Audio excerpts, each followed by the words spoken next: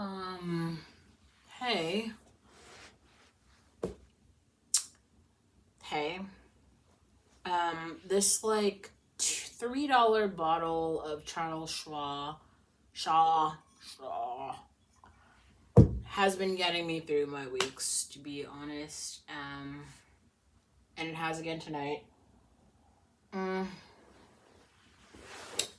I want to talk for a minute about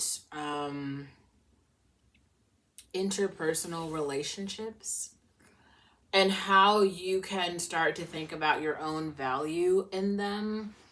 Because I realized like one of the reasons I relate so heavily and actually like Taylor Swift as an artist is because she actually thinks about the in-between time in the relationship and does a really great job of like capturing that on audio and in video. And she did it again with her 14-minute video, which I just watched it, and I just felt like I get it because I've been there. Like that is what it looks like, you know. It's like being in the kitchen with someone after you've been to a dinner party with them and they've completely gaslit your feelings and you're having a fucking argument with them and you're doing is talking about how maybe you felt out of place.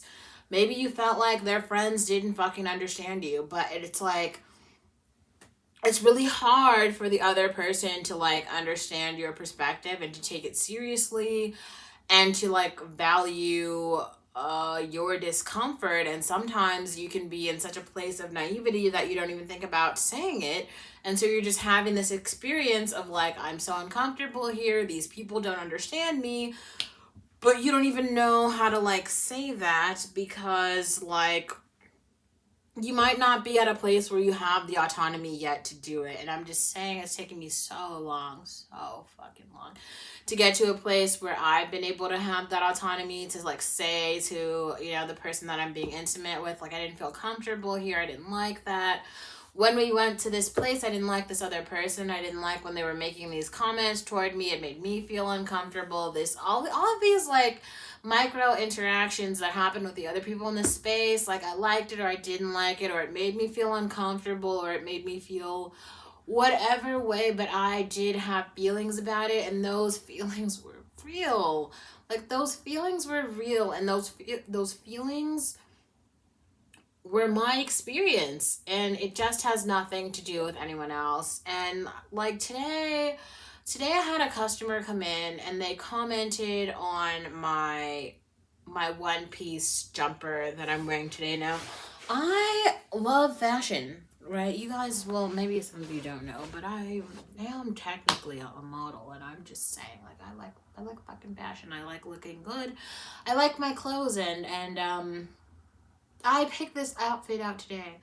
I really tried to look good, and she said to me, she's like, you look amazing. And it just like made my whole day, like, because I think I look really nice too. And I'm just saying, like, so many other people like just don't appreciate it, and they don't appreciate like the effort that I put in, and I'm just tired of being gaslit for all of my effort. It just brings me back to like Tyler, and I was actually like, I had a friend who called me last night, and they were just like, they started just reiterating to me things that I've said to them in other conversations, and they didn't say them from another person's perspective. They were literally saying, hey Olivia, like, I heard what you said and I understand your anger, and I know why you're angry, and I understand why you're angry, and I hear what you're saying, and I hope you get to a more positive place. And I can't describe to you, like,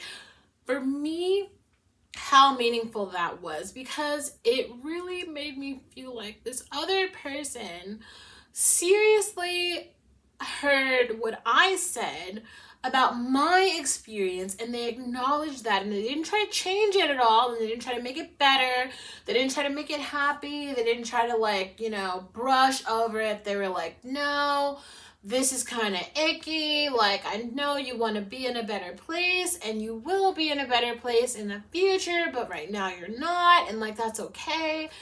And honestly, the entire interaction was just like a breath of fucking fresh air, because I felt human. I felt heard. I felt valued. I felt like, wow, like this other person is actually listening to what I'm saying, and they're acknowledging it, and they're not trying to change it, and they're not trying to make it nice or good. They acknowledge that it's bad and it's ugly and it's anger, and they were like, this is so out of your character. Like, I know you to be this really happy, like bubbly person. And then we both acknowledge that, like, yes, even happy, bubbly people can go through moments in life where shit is just not happy anymore. Like, some stuff is going to happen in life and it's not going to be happy. It's not going to be good. It's going to, like, feeling sadness and anger. Those are also normal ass parts of life. And I don't understand why everybody's out here trying to make it seem like you're only going to have good times. And, like, all the good people only have good times and all the bad people only have bad times. Like, let's take, for example, the fact that, like, Virgil from fucking Louis Vuitton died today, and he had cancer, and he'd been struggling with cancer since 2019, and the real people in his fucking life who love him knew that he was struggling. As a member of the general public, I didn't know that he was struggling with cancer. I didn't know. Or think about the CEO, Steve Jobs, who also died of cancer. He knew he had cancer for a long fucking time. And I feel like when people's mortality comes up, when their fucking ticket gets pulled, and it's like, it's your time to die, all of a sudden they feel this, like, sense of, now I should be real with my fucking impact. Like, now I should do the thing that I feel ethical about. Now I should finally be the person that I've always dreamt about being, because I'm gonna fucking die.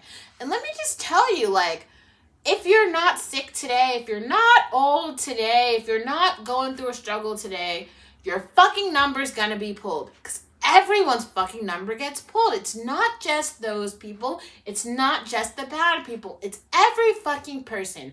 And what you should really do is start to take your own fucking life seriously. Because you only have one.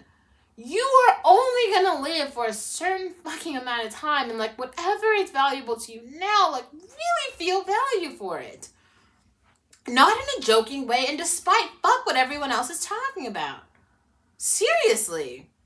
And hopefully, if you are one of those people who is, like, living off of another person's fucking sorrow or detriment, or you're like a thief who's, like, stealing from other people or living off of their sorrow as you, like, laugh at the jokes, think about this. If another person fails and you get a laugh out of it, maybe it's funny to you and you get a 3-second laugh, but that person is gonna have years, months, weeks of real fucking sorrow that they're gonna have to deal with, most likely alone. Even if you have family, even if you have money, even if you have a therapist, when shit happens to you, it's your internal wiring that has to turn, and you have to go through the fucking process of rebuilding and re-healing and finding all of these skills to make your pain palatable. Otherwise, you will fucking kill yourself. If you cannot figure out a way to live with your failure, to live with your sorrow, you will die. That's how it works. There's not 2 things and there's not 3, and that's serious. And every single minute that you spend laughing at someone else's detriment is a minute that you're taking away from building your own fucking self up. Because even though some people believe that they can actually eat off of someone else's plate, that isn't the reality. The reality is every person who's worked for the things that they've worked for, they are the person who's in the spotlight. The credit, like, take Taylor Swift re-recording all of her albums and owning her masters and making her money over again. She wrote those songs. Those are her stories. The people who relate to her are streaming all of her music over again and giving her the proper credit where it was due. Fuck Scooter Braun, who's stealing all of her shit. I'm so happy. And I personally will stream all of Taylor's albums too. Because I support her and she deserves that. Those are her stories. It's her fucking diary that's being opened and she's revealing to the whole fucking world. Why should some other bro bitch get her money? Fuck him. Fuck him.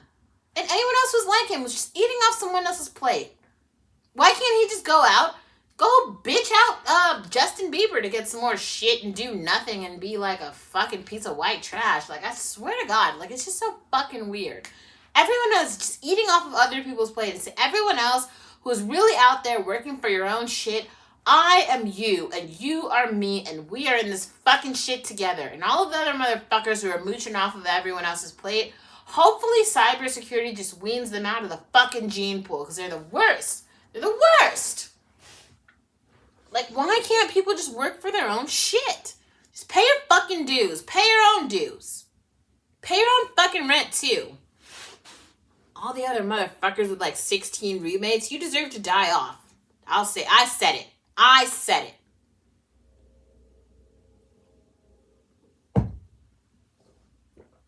I don't know, man. I just feel like, honestly, I'm exhausted from working. I'm tired. I don't like working. I don't want to do it anymore, but I can't stop. But I am tired. Exhausted, really. And I feel like what I'm going to have to do